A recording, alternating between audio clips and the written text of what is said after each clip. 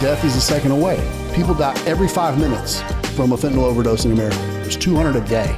It's a plane crash every day that's happening, and we're not doing anything about it, right? And so that's why we're here. The old way is out. The game's changed, the drugs changed, intervention has changed, and treatment's got to change.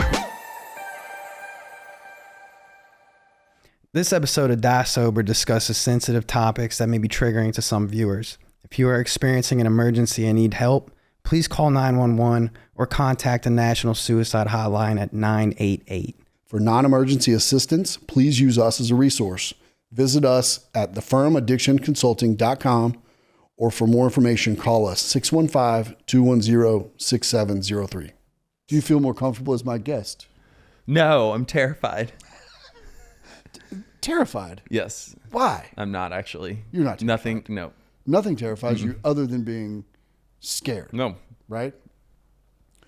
Perfect entree into really, so episode 1 of my podcast. This right? is episode 1. This is, well, you're guest number 1. Okay. So as guest number 1, I am honored to have my dear friend and industry colleague with me today, Patrick Custer. Patrick, thank you, dude. Thank you for coming on with me. Absolutely. I'm so happy to be here. You know, this is where I'll also mention that I was guest 1157 on your podcast. And I've prayed about that resentment, and I'm still working on it. I was going to say, it sounds like there's some work to do on your end. It is, but recovery is a process and a journey, and it's not perfection, right?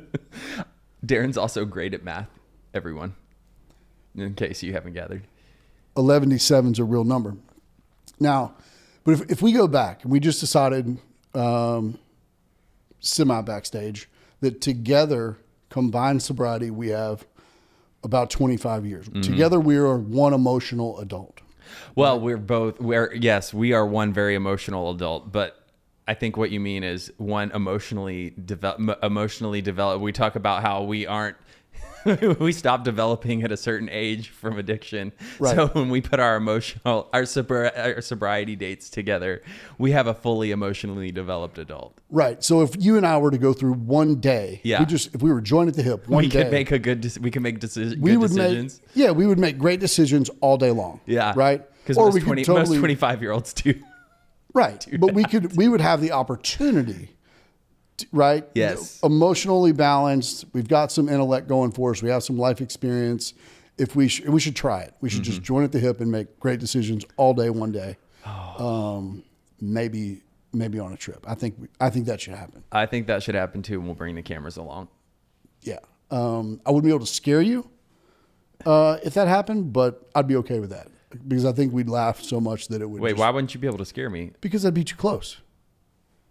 Oh, yeah, that's a good point. Right? I think that the supplies that would be needed are Coca-Cola. I don't want to, but you don't want a Coke. Hot chicken. Check. So Darren, this is totally irrelevant, but y'all, if you haven't gathered, Darren and I go way back, and this guy introduced me to hot chicken when, before it was like a touristy thing. Yeah. It was just like something to torture yourself with, right? I'd never heard of hot chicken. I don't think most people had. Like, you knew about it because why did you know about it? For some reason, my dad knew about it way back when the original Prince's was down by TSU. Yeah. He would go once in a blue moon and he would get, hot chicken. And then when they moved to the spot that was over off Dickerson, that's when I started going. And then I would, bring my friends like, hey, come try this out. Right. And then it became a thing that we could just go do in early recovery. Right. We don't go to bars anymore because, that's not a real winning idea for us. So we'd always go eat. Yeah. And kind of make it a destination. Do you remember this wasn't we went to go eat. This was I came to visit, and we were like hanging by your truck where you live, and you had like a to-go box. You were like, you got to try this stuff, dude. And there was like a bite left over, and you were like, just come on, just try it. Or like half a chicken tender or something. Mm-hmm. It wasn't enough to like, I don't know, dude, but it was enough. It was enough. And anyway, I was not prepared biologically before. Physiologically, mentally, emotionally, right. Spiritually, none of it. No. But that's like so much of what I remember about, and what I hope we get to touch on today is we had gotten sober kind of separately, right? Us and all of our crew of compatriots, and then we just kind of just molded this group. Yeah. Right. And there were, me and you were two of the constants in the group. Yep. And we just got to like, it was really to today, like the signs in the 12-step room say like, hey, like, let's just make today cool. Yeah. And we did that, checking on each other, joking on each other, sometimes without enough mercy, sometimes taking it a little bit too far, but always with love in the background, right? Yep. And we always had a therapeutic voice nearby to keep us kind of balanced and evened out, kind of like a referee. Yeah. We all had a group that trained together. We all joined the CrossFit cult. We did. Like happily, we drank that Kool-Aid every day. Yep. But like legit, like I look back at that and going, man, like how lucky was I to have so many friends, and we got to do this together every day. Mm-hmm. You know, like we all go to our work jobs, or our day jobs. And I remember you started working at a treatment center out in Dixon. Mm-hmm. And I was like, wow, Patrick is so sober that he works for a treatment center. Like I want to be Patrick when I grow up. You know, here I'm 33 years old. I want to work in treatment too. And I think that was like the first seed. Like, well, wait a minute, me and Patrick do a lot of the same stuff. If he can do it, does that mean I can do it too?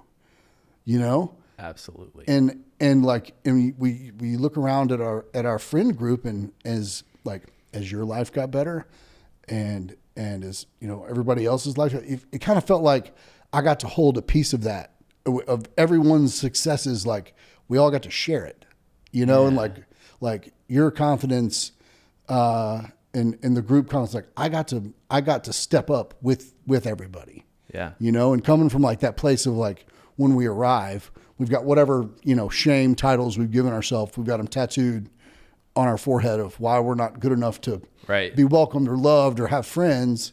And then all of a sudden you're welcomed and you're loved and you have friends. Yeah. And it's just this mind blowing experience. Right. And if we could give it away, hear me, to everyone that's suffering, like if we could just tell you, if we could give you what it feels like to finally belong, right? Oh man. Yes. To finally belong. I often refer to like that time that you're talking about as my second college years. 'Cause I didn't have I did have plenty of college years, but they weren't, I don't remember a lot of it. It was wreckage of my past. It was tumultuous. It was not all at one school. It wasn't things, I look back on that I'm proud of, the times and the decisions I was making. I was in active addiction. And so when I think about that period for me, I am quite a bit younger than you. So even though this was, I caught that. I see what you did there.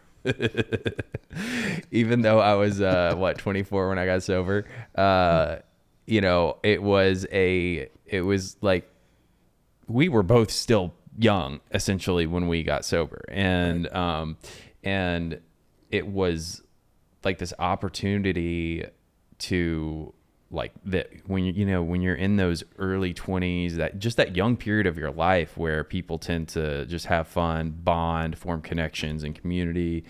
It was like I look at that as like my second chance that I missed out on in college. Right. And I got to find what we know to be the opposite of addiction, which is connection and community. Right. Yeah. And I'm Rain Man in certain things. I can remember phone numbers that I haven't dialed in 30, 35 years. And I remember snapshots of things that hit home with me. And there was the old Monday night primetime that some lasted 30 minutes too long But it was where we went, right? It was Monday. You were there. Yes. That's what we showed up early. We all hung out after. But I remember going to this meeting and knowing that it was an hour and a half, and I'm already bummed out that it's an hour and a half. But I've also got the perception that, like 2 weeks ago, I was an inmate, in jail. And one of the first people that I meet was you, and you had really short hair and you had a red polo on and khaki shorts. And I was like, this is Patrick. And Patrick was just nice to me. And now I'm going to be Patrick's going to be my friend, and I'm going to be his friend back. And it was like confidence and belonging to me was like a foreign concept without drugs. And that was like one of the moments where I go, okay, these are going to be my people. Because this dude was just really cool. And he seemed really welcoming and warm. And so I'm here, and like, to those that are still suffering out there, they got to give up their comfort, right? Yeah. And they have no idea that the comfort that's killing them can be replaced by a comfort that never ends. Absolutely. By coming in, and as we're talking about, isolating an addiction versus being connected and true like fellowship, right? Well, and we can, even you get sober, we can still isolate in sobriety. Early sobriety, late sobriety, and be miserable. There's no isolating in sobriety and being happy. Right. And so it's like, I think a lot of people that don't know better look on the outside and they're like, well, once the substance is removed, things should just start getting better as a domino effect. And couldn't be further from the truth. And right. I think just to add on what you're hitting at, the community aspect, is it's uncomfortable getting sober, and we know that growth doesn't come out of comfort. Growth comes out of discomfort. And if you're comfortable, you're not growing. Right, and typically for me, coming out of addiction and coming out of being incarcerated, if it was comfortable for me, that probably meant I was being dishonest, right, deceitful, unkind, all out of fear, right? Really, fear that I'm not good enough, or fear that I won't get enough, or whatever. Mm-hmm. And then total paradigm shift. I come in and I'm welcomed by people who and I still think I'm terminally unique, right? Because they just don't know how bad I was, right? And we all have, our own. We're all needles in the biggest haystack. Yeah. Right. So, in any 12-step group or friendship group, you're looking at 12 lightning strike miracles, right? Or however many that are there. What are the odds that, 13 years ago, me and you were sitting here on Music Row.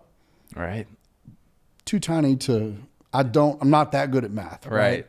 We established that at the beginning of the show. Right. Yeah. We blew that out.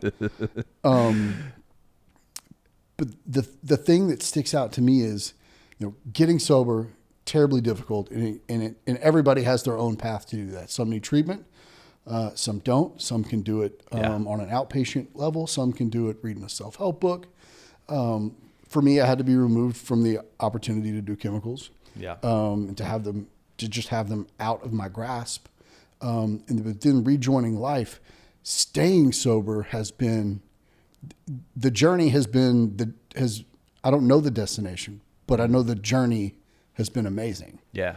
And it's the relationships that make it amazing. I think so. Yes. 100,000%. And where I was going with that, just to take that a step further, is, whatever that discomfort that is inevitable at the beginning of getting better, it's not going to be comfortable. But whatever that is, once we get into sobriety, it's not comfortable. The other stuff isn't comfortable either. Once you're sober, I don't know about you, I was not comfortable in my own skin. Never. So when you talk about, I got there and I was just so happy to be accepted by somebody else and whatever, I don't remember how you had been sober for a minute. And I guess I had been sober for a minute at that point too. So stepping back just a little bit further, by the time we met, I was comfortable enough in my skin. and I think I was ready to be making connections and things, but I had other people kind of foster that path for me. Like, right. You gotta say yes to community. You gotta, all that stuff. So my whole point is that I think that what laid the foundation for this to be possible for us was that we said yes to community. We said yes in the middle of discomfort, even though our skin wasn't comfortable and we may have had self-doubt and imposter syndrome running wild. Right. I still have that, by the way. Same. I think imposter syndrome can really, on my end anyway, can only be managed by my level of gratitude. So that's good, Darren. But for real, yeah. my day typically runs on how connected I truly try to get with like my problems today weren't even sweet dreams 13 years ago. And when I put it in those terms, I just tend to quit bitching. Yeah. And I'm able to get into the solution. And the good news for me is, yesterday I was having a rough day. I knew exactly who to call, and he couldn't answer the phone right when I thought my pants were on fire, but he made it the point to call me back. I don't have a missed call from you. Well, I do have more than one friend. I'm just kidding. I know that's shocking to you. And it's just amazing, man. Like we now have tools. Yeah. Right? I am uncomfortable. I know someone who can guide me through this. Yep.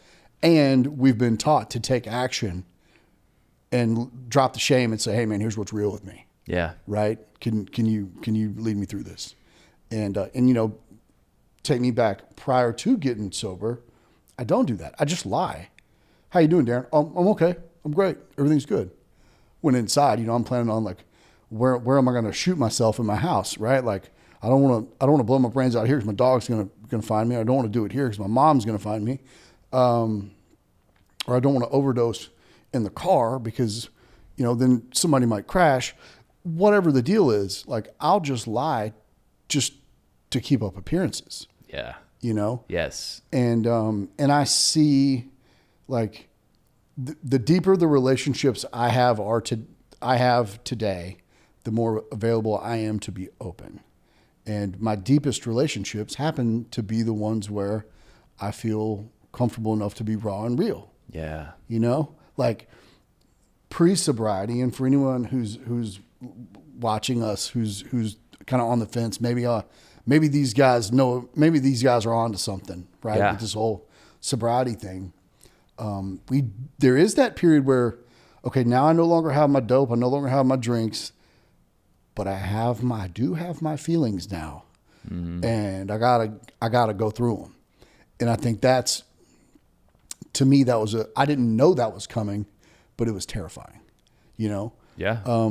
But there's also that piece where we don't know how resilient we can truly be until we have to be resilient. Yeah. And for me, that was living out of a trash bag in a spare therapist office that I had to vacate by 6 a.m. I could come back at 8 p.m. Was this when you got, right after you got out? Yeah. And my sponsor's wife, who's I think going to come on, my sponsor's wife overheard me talking about my halfway house that was right around the street from her office. I was telling her that, I was telling my brother on the phone that, there were bugs in the refrigerator, the electricity was cut off, and, it was like jail was more comfortable. And she just grabbed me. She was like, hey, after work today, you're moving to my spare office. I don't want to hear anything about it. And I just said, I didn't know what else to say besides thank you. Yeah. And it's like I'm sure you have them too, but like since submitting to this process, full commitment to becoming a man of recovery, the number of things like that have happened in my life, the dominoes that have fallen in my favor, I can't count them all. Oh my gosh. No, but I can say that they go all the way from having my needs met as simple, to when I didn't have money for cigarettes or, a meal that I needed to eat or whatever, to all the way to my life being saved numerous amounts of times, in sobriety. And, gosh, the 12-step programs talk about the promises, and there are all different iterations of those. But I think that one thing that the long-term recovery can show us is that the longer we stay sober and continue to do what you're talking about, like do better, do the next right thing, get vulnerable, level out our gratitude, it's going to get better. It gets better. Like my favorite page in a big famous blue book, number 152, it says the most satisfying years of my existence lie ahead. And I read that on the lowest day that I can remember, right? I think that's the day I really entered recovery, right? I read that, and I'm looking at 20 years, and I read that sentence, and I had nothing else to hang my heart or my hat on anywhere in life, but that had to be true. And as long as that was true, everything one day could be okay. Absolutely. Right? We have to have hope. We have to have hope. And like in that moment, I believed that, and that became my thing. The best years of my life lay ahead. Mm-hmm. Now, what I'm looking at here, this sucks. This hurts. And I've earned it. I knew well that, selling drugs was not a really nice thing to do. I'm poisoning people. But it said the most satisfying years of my existence lie ahead. Thus we find the fellowship. Yeah. And, man, that's true. That was true for me in April of 2010, in May of 2010, when I first read that. And it's true today. Yeah. It's a perpetual deal, right? So as long as we continue to find gratitude, to shine the light for the next guy in our own awkward, way that we know how, we get to have another day. And it's crazy.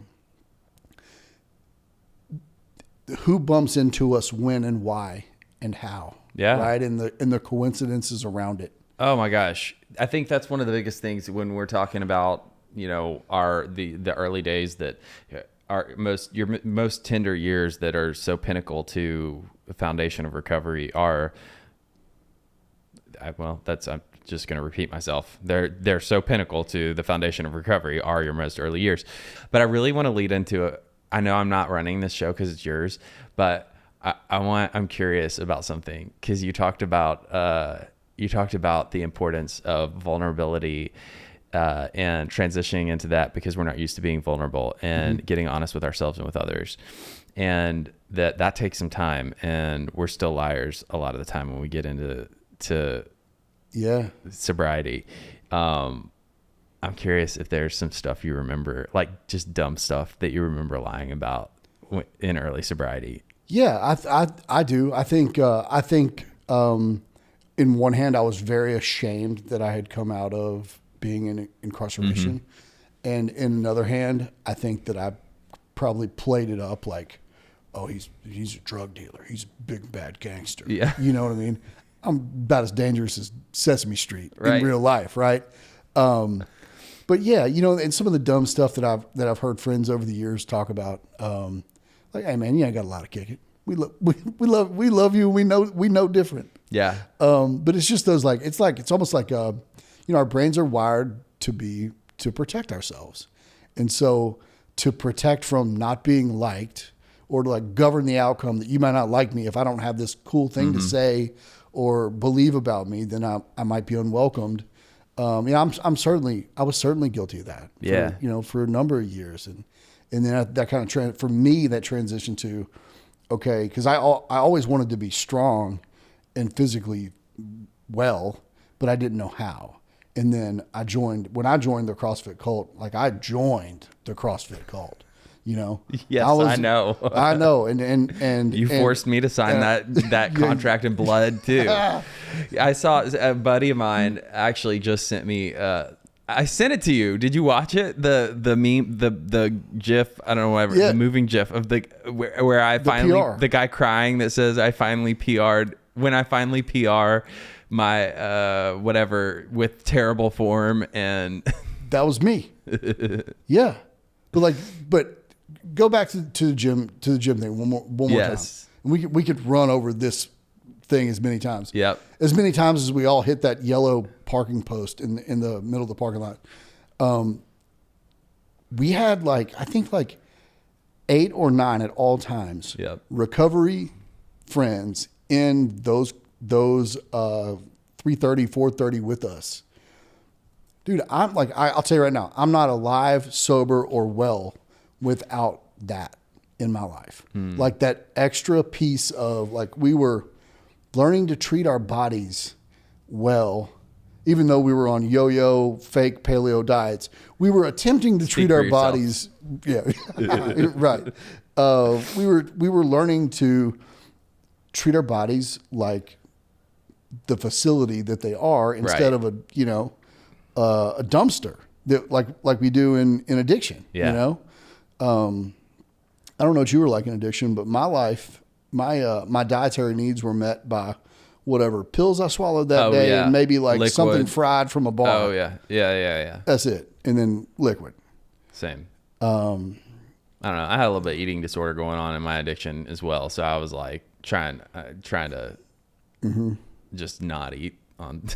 Well, I did a lot of cocaine, so I'll probably qualify for eating for I was definitely food avoidant. Right. But then we get into recovery, and we know that those of us that get into recovery, we are enthusiasts. Right. We find things to become consumed with. We don't just dip our toe in. Right. We're not really the half-ass kind of group. No. Right. We're whole ass people. Right. And for us, it was the gym. It was going to the haunted houses. It was going to the drag shows. It was we went as a group. Absolutely. And again, that's one of those things man, I wish I could just give everybody at home a highlight reel of how much fun we had staying sober. Because if you're on the other side of the fence, you're sitting there and you're going, man, those guys are all having fun up there because they're sober and they already got it and they're unicorns. And they're probably really smoking weed, not telling anybody. And I'm down here and I don't know if I can get up there. So I'm just going to stay over here and suffer. Yeah. Right. And the message that I want to get across is we want the easier, softer way. Yeah. That's why we drank. And it turns out that the easier, softer way is to exit the game and come find community. That's so true. It's harder. It's harder to keep doing the rough stuff. Yeah. It's way harder. Yeah. And I think, to just kind of reiterate that part of what it is we're talking about, that the fondness that Darren and I are remembering was it, and honestly recommending is essentially we found a good 12-step home group that we consistently went to. We found a group of people that were all doing the same kind of things that we were geared towards, right? Common interest. I want to be alive. If I'm going to be alive, I might as well be happy in this skin and in this body, which means I got to change some things. Right. And I might as well have fun doing it. Right. We hit them all. Right. Boom. And I think it's totally possible for everybody to do that. And it was a fun, I think accountability is a heavy part of how I stayed sober early on. But we had friendly accountability, right?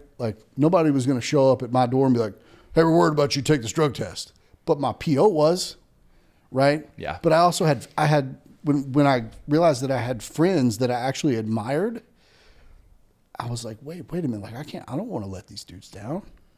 They're my people, and I was always in addiction. I knew I was going to screw my friends over, right? At some point I'm going to let you down. I'm going to steal from you, lie to you, whatever. Yeah.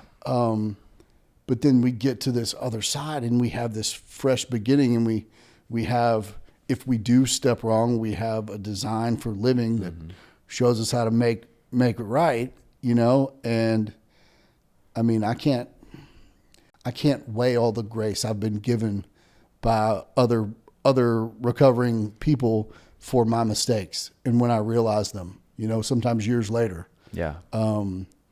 it's just cool to be part of of a community of people that realize that, we're not our actions. We're not the accumulated sum of our actions. We're just people trying to do our best, and my best on some day may not hit somebody right in the numbers, and I might have to go back and make something right. Or your best tomorrow might not be, I doubt you. I feel like you live a pretty saintly, like walk on water life. He says that after, so aside from pranking people and scaring them and giving them heart attacks. So Darren talks about how he had, in early recovery, he put on this persona of being a hard ass that sold drugs, is gonna beat the tar out of anybody if they stepped wrong. I bought into this persona probably until Darren walked into the studio today, which I would like the record to show. For the first time in our entire 12-year friendship, 12-and-a-half-year friendship, I was early to something that Darren was 1 minute late to. Oh. I've never known Darren to be late to a single thing in his life. But it made it possible for me to finally scare him. Oh. And so the question is, when Darren Hobbs gets scared, does he fight, flight, or freeze? And I have a feeling we're going to show some of the footage from what happened. So I'm just going to let the mystery be what it is. But that's fine. That's fine. But I will have to point out, fight, flight, freeze. The video will show that. But I arrived at 2:23, and I didn't want to take more cast collective time than I was booked for. I wanted to make sure that I was quiet. My Eazy-E Boys in the Hood was turned down, and I was just returning some messages. Nice. Always thoughtful. Always Darren, thoughtful. You're the That's most me. thoughtful person. I'm Mr. Thoughtful. Yes. But I do. That's a thing for me. I can't be late. No, I know. And honestly, I was so early today because A, I know that you're that way. And B, because I knew that you would be early. And if I had any chance at scaring you, it was going to be for me to be super early. So, well, this is the first day I've been here that I've actually come through the back door. Well, it was the stars aligned. The stars aligned. The table show. Yeah. This is probably one of my top 3 scares of 2023, and the year's like almost over. So, all right. Well, I'd love to see who can beat it. I was like, everybody seemed so. I was like, oh, hey, Rachel, and then everybody's kind of like paying attention to something else. I got. I took note. I know who was in the room, and now that we all play pranks on each other, I'm glad to be here. I think that's a threat to everybody who's in the studio today. It's more of an invitation to keep it coming, and let's see how far we can go. Oh, challenge accepted. Challenge accepted. Oh my gosh. Man, life's so good today. Life is so good today. Life is so good today. And it's like, it's not so much like the accumulated like stuff. Mm-hmm. It's just waking up feeling good. Mm-hmm. Right. Cause I felt good way before I had any stuff. Right. And the more if I worry about stuff, the less good I typically feel and live, right? Like, I'm cool with, ham sandwich on the couch, chilling with my dogs, got my little boy next to me. Yeah. Right? Like, I don't require fancy anything. Like, our best moments are just spent with the people that I love. Absolutely. And contrast that towards addiction, I didn't let anybody near me enough to know me or love me. And so like, I had a moment 2 days ago where, I got really upset. I got raw and real, with my significant other. And, it had been really tough to say goodbye to my little boy, going back to his mom. And, it just shook me up, man. And she knew something was off with me. And I just, instead of saying, hey, I'm good, I'm going to wash my face or whatever, be back, I just let it roll, And man, I guess it had been in there for a minute, but I just turned them loose, And it didn't make me hurt less, but I felt lighter when it had run its course. Yeah. I didn't miss my boy less, but I felt like I at least had been able to be authentic with her. I mean, I love that you're admitting this on here, because I think that's one of the most beautiful things about getting to be sober is that perspective. What I hear the theme there in that for me is just so huge. It's not the stuff that we get. It's the gift of perspective that changes. And when my perspective changes, then all of a sudden I have appreciation and gratitude for things that were already there. And for the moments that I actually get to feel, because there's also, I mean, just in a reflection on what you just said, that emotion is so beautiful.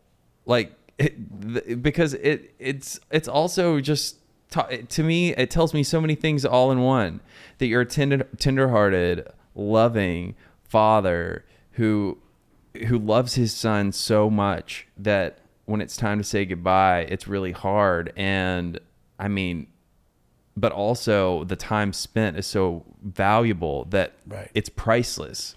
But that feeling doesn't manifest. I mean, it's kind of like do you know how to appreciate a beautiful sunshiny day if it never storms? Right. And I mean, I'm not that I'm saying like everybody should have to give up their kid, that kind of thing. But emotions in general, when things are hard, I think getting to feel the full spectrum of emotions and letting ourselves actually feel them and stop and stopping that process of trying to control where we are all the time. Right. And whether it's like, whether it's business or work responsibilities or calendar dates to get to, it's like, check. Yeah. And it's just like, we've got to do the next right thing, right? Everybody's got their own set of challenges and their own set of feelings. And I mean, I never, in active addiction, I never cried. I didn't have access to my feelings. I only laughed if something was like mercilessly funny, like dark, because that's just who I was. And now it turns out, I'm a person with feelings, and I can feel them even when I don't want to, Yeah. And that's who we turn into. We turn into a real boy, a real person, real boy, right? Yeah. Like, I got a beard and a driver's license, man, but I got, but like we feel stuff. And, like it almost feels like a second childhood, right? Like I'm 13 years sober, you're 12 and a half years sober. I started getting high at about 13, right? So like I'm almost as sober as I was high here, here soon. But man, like I feel like a kid. In recovery, and the relationships brought, into my path as a result of recovery, or why I wake up excited every day. Yeah, so true. You know what I think? One thing that I think is interesting is there's a common theme, but the thing beneath it, the driver beneath it, is different for all of us. So we all start using or drinking, most of us, because it's fun. Yeah. And most people, I don't think, start using because they're like, I don't want to feel life. At the beginning, it's a fun thing that, somebody introduces it. But like some point along the way, it transitions, right? And we're using it to not feel. And it's for all different types of reasons. And, like you talk about like especially those later years being, in jail or operating your business that the government frowned upon. Right. It kind of came with a need to be a hard ass that was intimidating to some extent, and all those things. For me, the not feeling came from being I was a grade A codependent. Survival for me emotionally from the my upbringing meant that I had to stifle my own, like it was more important for me to be in tune with the emotions of others than my own. And so we're talking years into recovery that I was even able to identify that and start to figure out what things I actually liked, who I am, and what makes up who I am. Right. I mean, like years into recovery. And so, I don't know. I like, as you were saying that, I just thought it was something so important to bring up, that like where we come to the same table is we're covering stuff up because we don't want to feel, but the reasons why we don't want to feel are so across the board, like the colors of the rainbow. Right. I think we start, those that end up struggling. Yeah. Right? So we have, and we'll just say typically we have, we'll say this in the case of young people. We have young people with unwanted feelings. Mm-hmm. We have, we get bounced into a way to mitigate those unwanted feelings with chemicals. Yep. Right. Pill cabinet, a couple beers out of the fridge, maybe some wine, whatever. So we have unwanted feelings. We have a way to cope. That way to cope actually feels kind of pretty good. We get into a pattern. Things probably start going poorly in one direction or another. We have probably school issues, legal issues, family issues, relationship issues. So the spiral will begin. Now we're starting to head south, right? And we're already in this pattern. Pattern takes off, and here you go, right? And for me, I knew I was different as a 13, 14-year-old. I remember I had stolen a 6-pack of beer at some point between my best buddy's house, who was 3 houses up, and my parents' driveway. So somebody had their garage open. I found some beer. I took it. I'm standing in my flip-flops. Was that the first time you stole?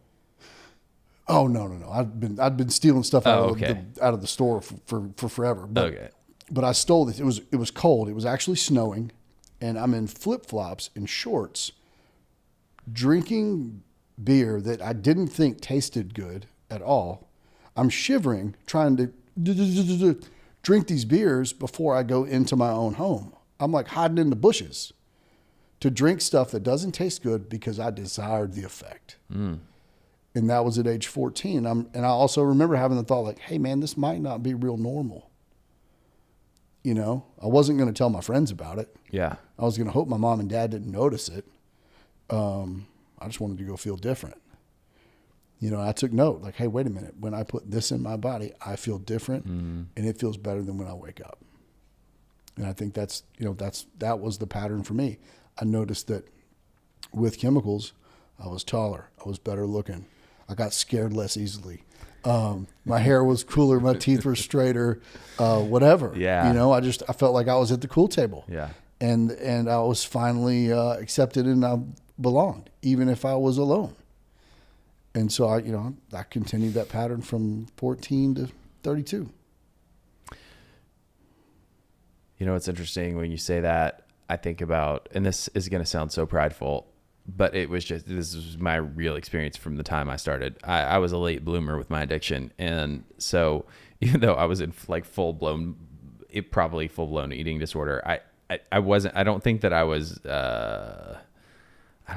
when I started drinking, I don't think that I was, my insecurities, like, that sounds so wrong, but it wasn't, my insecurities were wrapped up more at that time about being obsessed with everybody else being in on something that I didn't know about. Right. Like I didn't know what it was, but like I was raised K through 12 being a homeschooler. So here I am in college, because this is where my first drinks and drugs happened. Right. I'm like almost 20 years old. And so, yeah, to like just wanting to be accepted and be a part of the cool, whatever. I don't know what, like I had constantly felt like I wasn't in whatever that was. I felt like everyone else had a social head start on me. And I constantly felt like I was like left out of the joke, left out of everybody just knew what was going on and was a bit ahead of me. Mm-hmm. And so it wasn't like a physical sense of wanting to fit in that alcohol and drugs did for me. It was purely the connection piece and relieving anxiety that I actually didn't know I had. But yeah, I wanted that feeling to go away that I was apart from, not a part of, pure and simply.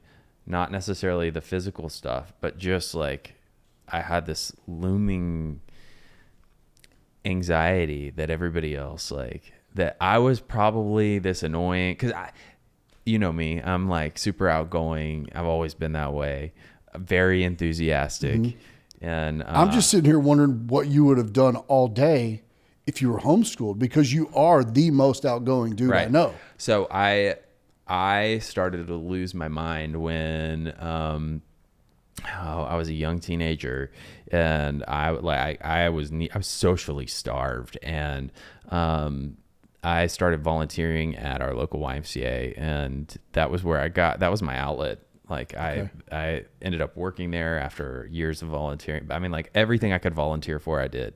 I was part of their youth leadership committee. I did all kinds of stuff, and that was my social outlet, because it got introduced to me somehow.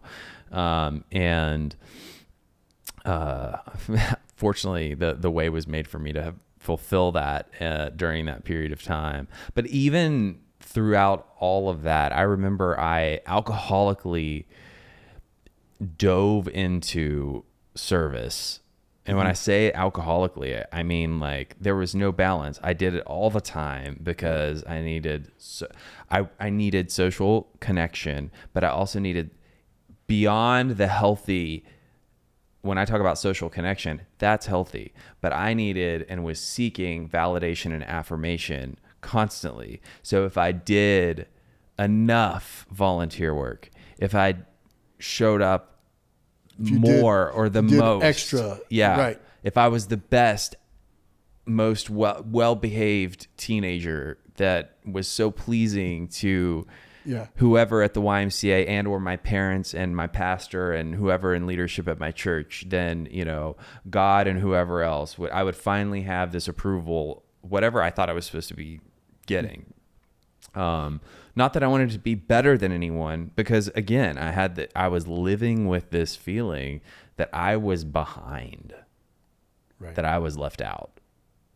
And I think I know that I was constantly seeking some form or way for the powers that be to say otherwise. Right. And not even knowing who the powers are. Exactly. Just know that, hey, I think you guys know something that I don't, and I want in. And do you know what? No amount of social affirmation that I got, I've never like picked this apart before. But like looking back, no amount of social affirmation of the stuff I was doing. And I did get it, you know, like, good job. Thank you so much. This is awesome. You're a good person, whatever. No amount of that finally gave me this like, oh, okay, I'm good. Like, I can't, you know, because clearly I kept pursuing something further beyond. I'm still missing out. That wasn't it. Right. I'm still outside of whatever it is. I'm missing out on something that I'm supposed to be. It's the next thing or more. Yeah. Next, more. That's it, right? Like there's a hole. Yep. I've just put something in it, yet the hole remains. And so I go and I put more in. Absolutely. Right? Until the magical time, you were 20 when you found drinking and drugs, right? Yep. What a relief, right? I talk about it like at the time my vocabulary was the peace that passes all understanding. It's a Bible term. it was for me the peace that passed all my understanding at that time. I'd never known. I mean, looking back, I believe that God had brought peace to me? Yes. In times of, that I needed peace. But I had never experienced peace like what I experienced that night. I had my first 3 beers. And it passed any type of understanding that I had ever had before. And it also broke the mold of my worldview that my parents had set before me, which was very black and white, that said, everything in this world is either good or bad. Alcohol is in the bad category, 100%. We don't drink. You will be an addict. You will go crazy. You will want more. Don't do it. It's a sin. Off limits. A sin is sin, sin. Yeah. And so from night one, all of a sudden I had peace. I did not want to I was very measured. I was like, okay, I'll have one more. I think I ended at 3. That was the max I think I had. And I did not want to I was so OCD about it too. I was like, I can't end up like my brother. My oldest brother is, I don't know if we've ever talked about this before, but he's in recovery too. And was severely alcoholic. And I'm thinking like, I'm not going to be him. I'm not him. I got to be very careful. But I didn't want to drink a million more. Right. I had 3 and it was like the most pleasant experience ever. And it was peaceful. And I wasn't overwhelmed with this sense of, I need more. I need to do this over more, Right. I didn't feel like I lost my faculties. I just felt peaceful. And so right there, my whole worldview that I just shared with you was shattered, because if that can be true, how can what my parents raised me to believe be right. true? Because and a lot of what because our parents are infallible, right? Like we believe everything they tell us. Yes. And so that just began a whole lifestyle for myself at that point. I mean, I had been a goody to shoes up until that night, but that started for me a testing of boundaries and limits. And again, my whole entire worldview. From there on out, I was testing everything because I hadn't questioned my faith. I hadn't questioned my relationships. I hadn't questioned my existence, what I liked, what I didn't like, my purpose. Right. I hadn't questioned anything. And I think that, we talk about messages that we receive in life young. That we just accept as true. Yes. Right? The strongest messages for me growing up were not the ones that were said. They were the ones that I interpreted because it was just known to be whatever it. And I'm not just saying like body language. There's just a lot of, when you grow up in a certain type of family system, everybody knows what I'm talking about. There are certain things that you just know that this is the way we believe. And it doesn't have to be said overtly all the time, but there are a lot of messages that I carried forth with myself that were reinforced based off of how our parents behave and make process of decisions and, right. and different things or shared conversation. Yeah. Shared conversations in earshot of you guys, right? Just so, hey, I'm not going to tell you this directly, but what you hear indirectly, right? You know what the expectations are with this, right? Yeah. And so that began my whole journey of self-exploration, testing limits, and figuring out, everything. And it's weird because I felt, again, when I finally got sober at 24, I say finally, I feel like I had a baby career in addiction, because most people that I talked to, or that I was in treatment with, you know, you get to treatment, everybody's like, so what's your DOC? You know, that's like the first question everybody asks each other. At least that was my experience. And I mean, I'm not a drug addict. I just drink. I just drink. Well, actually, I have a problem with alcohol. That's the truth of what I had said.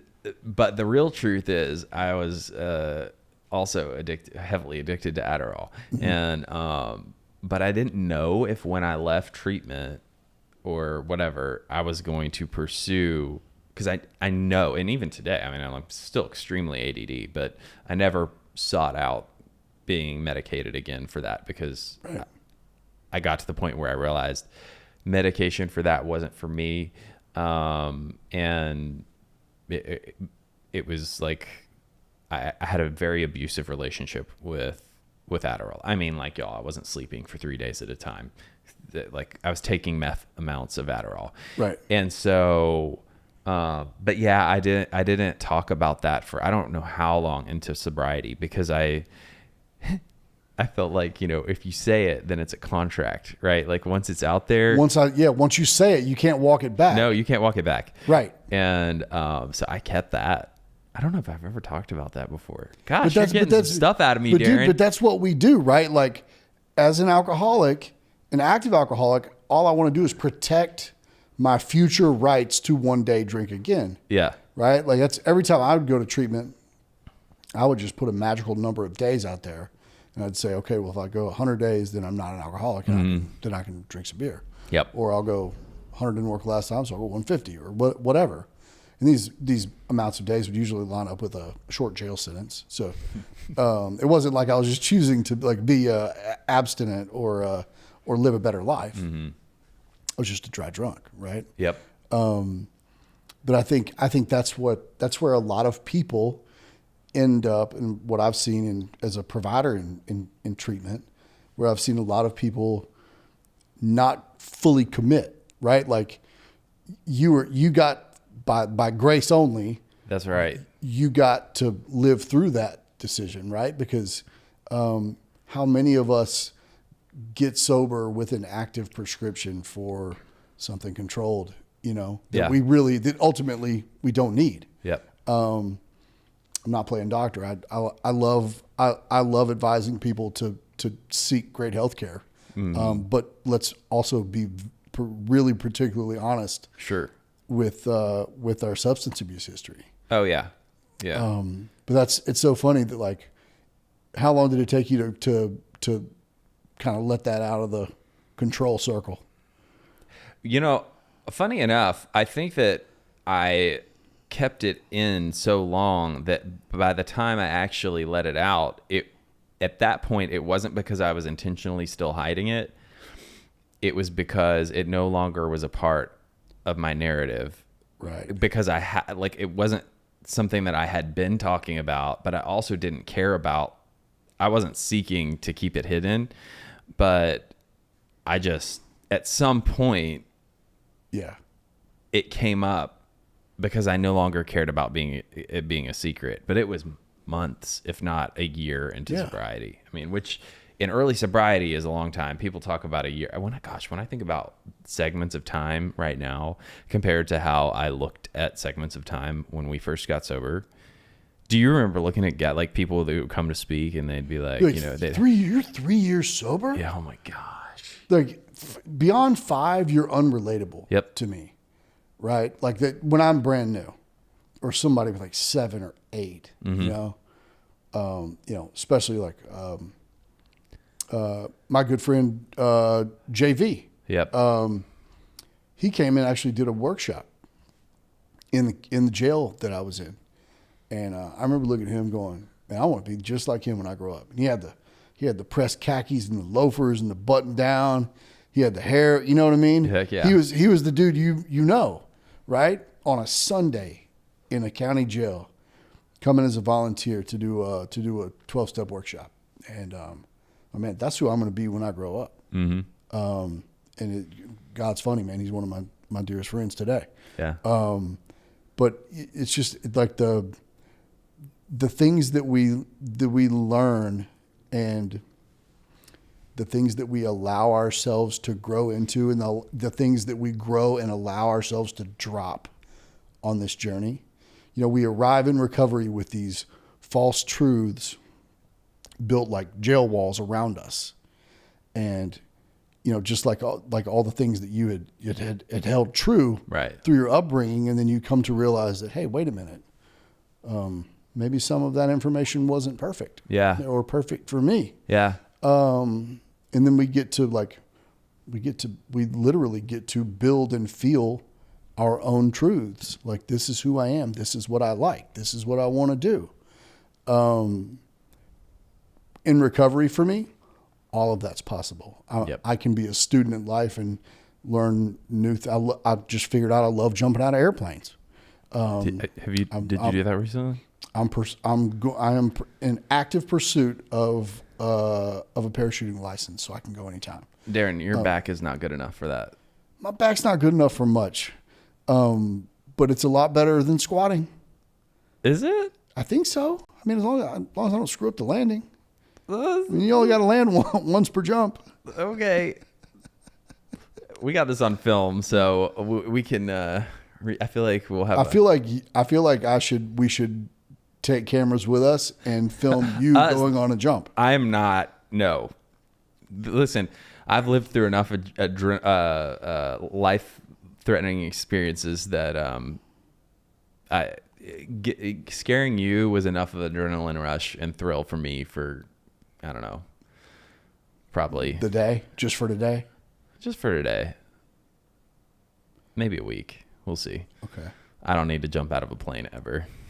So from getting sober, Patrick, as you did, right? And we all have our own unique experience on how we got sober and getting sober.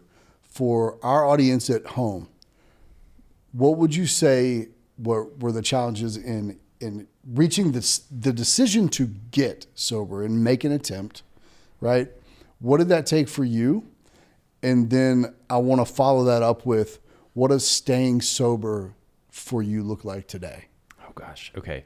So what got me there was, I'll say first where my consciousness was in my reality of the situation right before I got sober. So I would say that I was passively suicidal.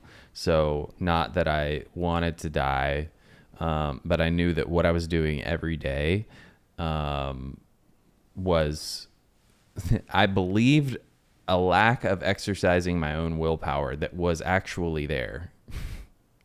I believed I had the willpower to exercise control over my using and drinking. I just wasn't ready to exert that yet.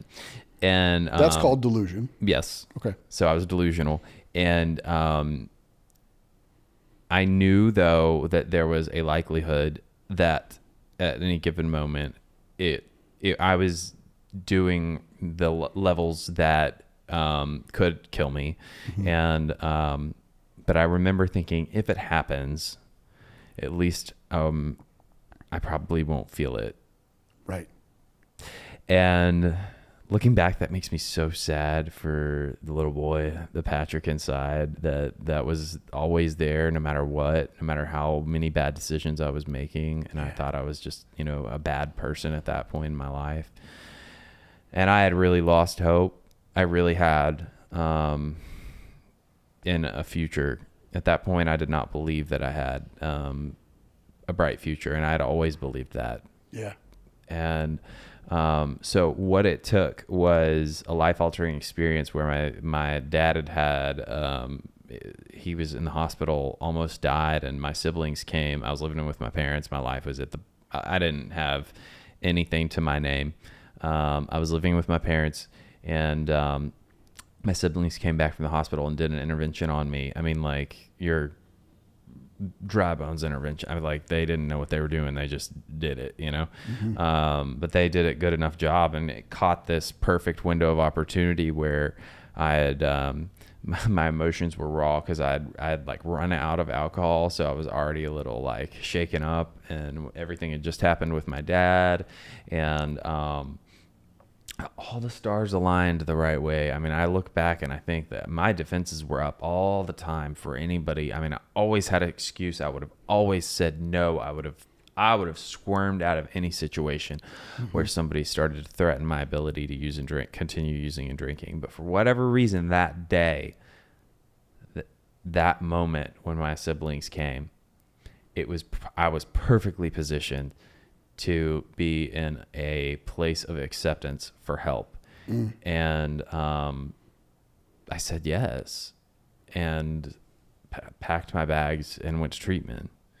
Now, anybody who was at that treatment center during that time would love to tell you stories about how I was not yet ready to follow suggestions, advice, or rules at the time. Or rules. Yeah, it took about 2 weeks into treatment and them threatening to kick me out before I had a burning bush experience where all of a sudden radical surrender washed over me like a flood. And I threw my arms up and said, I don't know what it is to want this thing, but I'm going to continue asking what it is from anybody who has more experience than me every single day. And I haven't stopped since. It tends to work. Yeah. So before we get into you, this is payback for scaring me at the door, but you mentioned little Patrick. Yeah. What do you think little Patrick would tell big Patrick today? Oh my gosh. How grateful do you think that little boy is that he grew into these bones?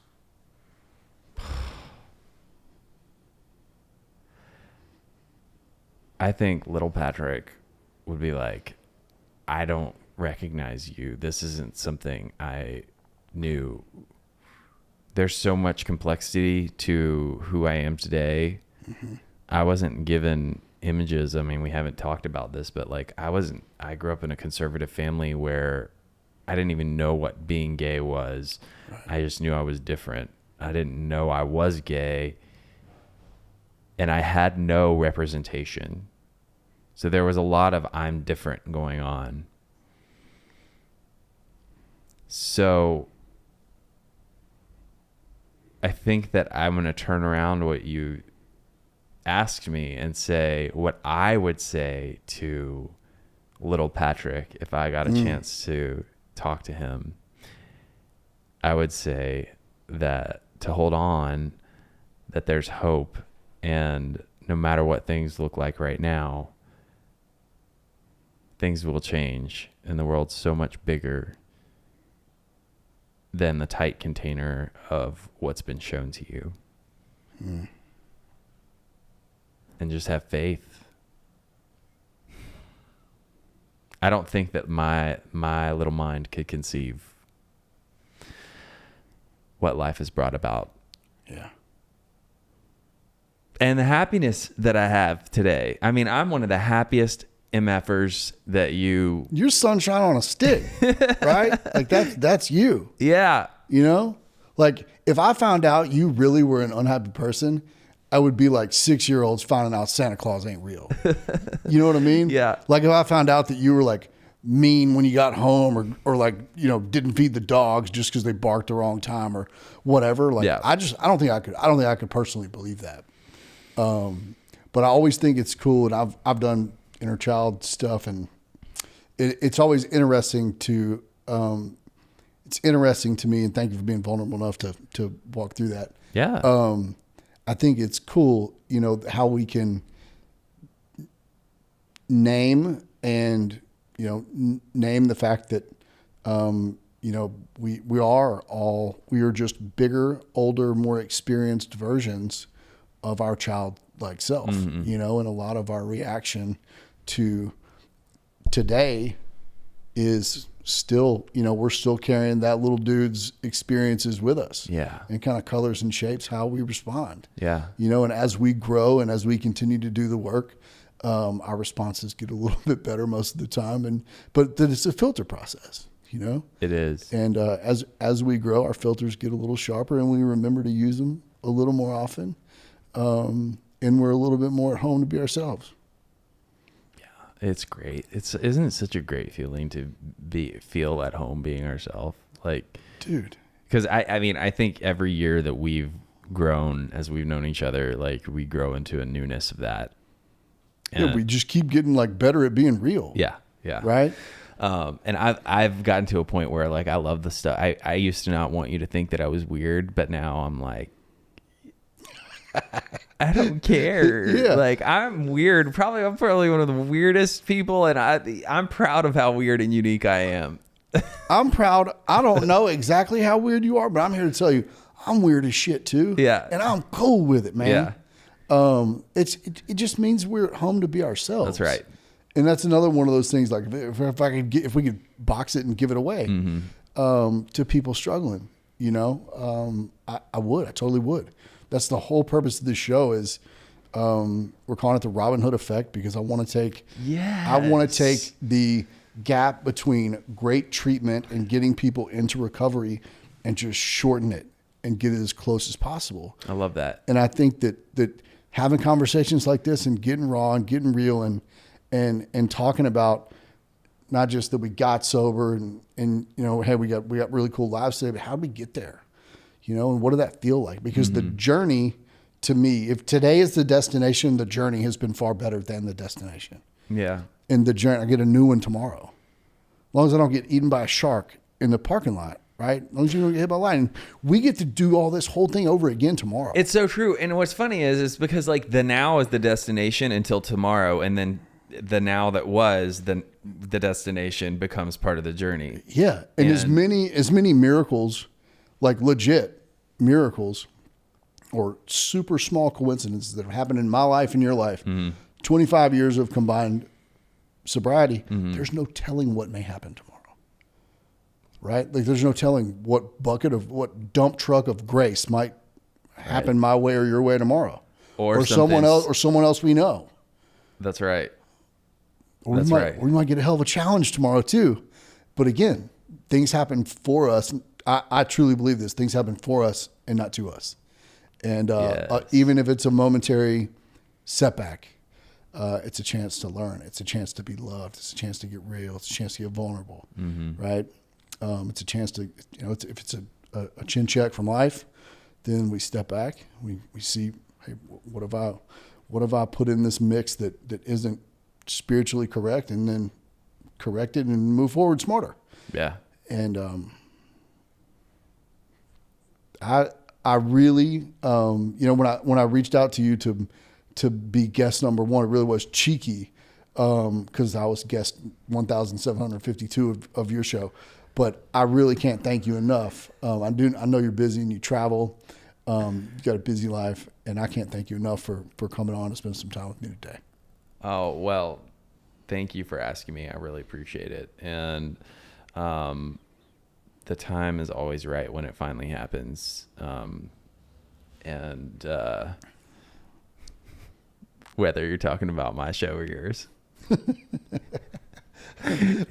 So for my viewers who haven't gotten into your channels yet, how can we find you best? Google me. It'll just come up. Or Rooted Recovery Stories.